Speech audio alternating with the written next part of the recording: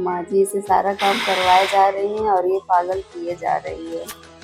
मैं तो वही काम करूँगी जो माँ जी मुझे टास्क देगी। करने दो उस पागल को। मैं चलूँ जल्दी से कमरे में जाके टीवी देखती हूँ।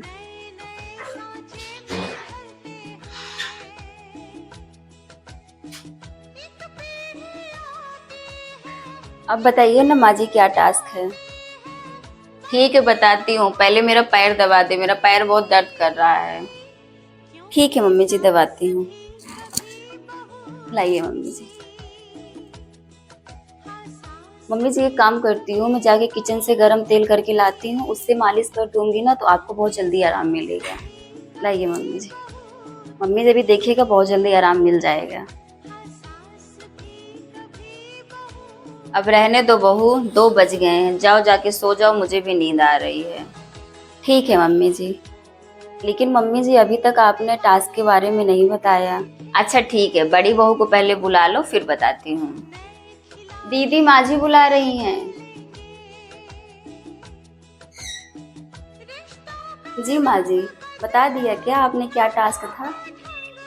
टास्क तो छोटी बहू ने पूरा भी कर लिया। पूरा भी कर लिए? कब? आपने तो बताया ही नहीं अभी तक। टास्क तो सुबह से ही शुरू हो गया था, जब मैंने बोला था कि मुझे 1 कप कॉफी लेकर आओ। मैंने किसी का नाम लेकर तो कहा नहीं है कि छोटी बहू तुम बना के लेके आओ या बड़ी बहू तुम बना के लेकर आओ। तुमने तो सुना नहीं और छोटी बहू मुझे लाके बना के दी। जब छत से कपड़ा हटाकर आयरन करने के लिए बोला था तब भी मैंने किसी का नाम नहीं लिया था। तुम चुपचाप अपने कमरे से देख रही थी, मैंने देखा था, लेकिन तब भी तुमने कुछ नहीं बोला। तुम इसकी बड़ी बहन हो और ससुराल में बड़ी जेठानी भी बन गई हो। इसका मतलब ये थोड़ी ना है कि तुम दिन रात उस पर हुक्म चलाती रहो। छोटी बहू बिना कुछ कहे छत से जाके कपड़े ले आई, पूरे कपड़े में आयरन करके उसको अलमारी में रखी और इसके बाद मेरा पैर दर्द कर रहा था, मेरे पैर में तेल लगा के मालिश की। तुम्हारा तो कोई काम करने में मन लगता नहीं है। तुम्हारी छोटी बहन तुम्हारी देवरानी क्या बन गई है, दिन रात तुम उनको ऑर्डर देती रहती हो, ऊपर से इसके खिलाफ कान भी भरती रहती हो। मैं अंधी नहीं हूँ, मुझे सब दिखाई देता है। अरे मैं तुम्हें इसलिए भाव दे रही थी कि छोटी बहू अपनी जिम्मेदारी को समझे, लेकिन वो अपनी जिम्मेदारी को बहुत अच्छे से समझती है, लेकिन तुम अपनी जिम्मेदारी को बिल्कुल नहीं समझती हो। तुम्हें तो बस बड़ी बहन और बड़ी जेठानी होने का घमंड है, इसलिए इस बार रक्षाबंधन पर छोटी बहू जाएगी, वो भी 1-2 दिन के लिए नहीं, 1-2 महीने के लिए। क्या?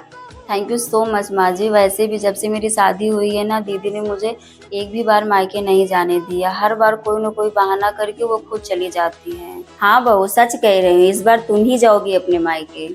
पर माँ जी। परवर कुछ नहीं सुनना मुझे। बहुत तुम अपने छोटी बहन को हुक्म चला ली हो। अब 2 महीने मेरी सेवा करो और घर का पूरा काम भी करो, और मैं काम में हाथ भी नहीं बटाऊंगी, तब तुम्हारी अकल ठिकाने आएगी। तब तुमको समझ आएगा कि जब घर में 2 लोग हों काम करने वाले और एक अकेली इंसान काम करे ना तो कितना बुरा लगता है। बड़ी बहू, तुमसे ये उम्मीद नहीं थी, तुम अपनी सगी बहन के साथ ऐसा करोगी, ये उम्मीद बिल्कुल नहीं थी। कम से कम अपने देवरानी पे दया नहीं आती तो अपनी बहन का तो लिहाज करती। हमारी छोटी बहन अपनी बहन है, कम से कम उसके रिश्तों को तो लिहाज कर लेती। मैंने छोटी बहू को कभी नहीं देखा तेरी चुगली करते वक्त। मुझे माफ़ कर दीजिए माँ जी, मैंने अपने ही बहन को नहीं समझा। छोटी मुझे माफ़ कर दे। इस बार तू ही रक्षाबंधन पे जाके रक्षाबंधन बांध आना और जब तक तेरा मन करे तब तक तू रह के आना।